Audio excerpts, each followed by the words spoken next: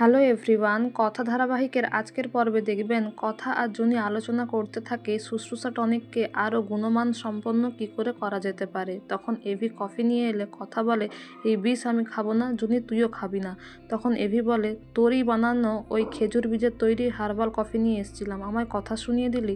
তারপর এভি রাগ করলে কথা রাগ ভাঙানোর চেষ্টা করে। কথা বলে, দেখুন পাচক মশাই, আপনার মতো স্বামী প্রত্যেকটা মেয়ে চায়, যেই স্বামী তার স্ত্রীর পাশে থাকবে, সাহায্য করবে, ভালোবাসবে, যত্ন করবে। এভি বলে, তাহলে সেই মেয়েদের জন্য এই কফিটা বানালে ভালো হতো।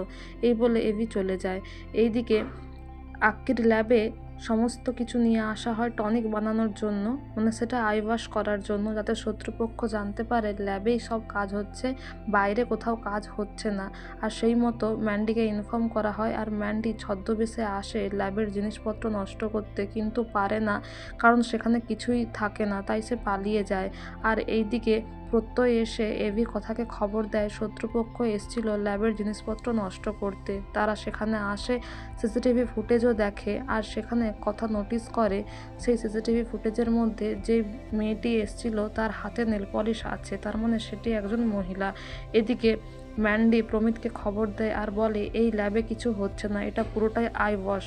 তখন প্রমিত বলে, চিন্তা করো না, অর্ণাই সব খবর দেবে আমাদের যে কোথায় শুশ্রূষা টনিক তৈরি হচ্ছে। এদিকে অর্ণা এভিকে বলে, আমি তোর ক্যাফে থেকে ব্রেকফাস্ট আনাতে চাই, কারণ প্রমিত আসবে। প্রমিত আসে, সবাইকে গিফটও দেয় আর বলে, আজকে আমার বুয়া আসছে, আমি পার্টি দিতে চাই, ছোট্ট একটা পার্টি, তোরা প্লিজ আসবি। এদিকে কথা এভিকে বারণ করে, বলে এই সময়টা একটু টনিকের দিকে টাইম দিলে ভালো হতো, কিন্তু অর্ণা ঝামেলা করে কথার সাথে।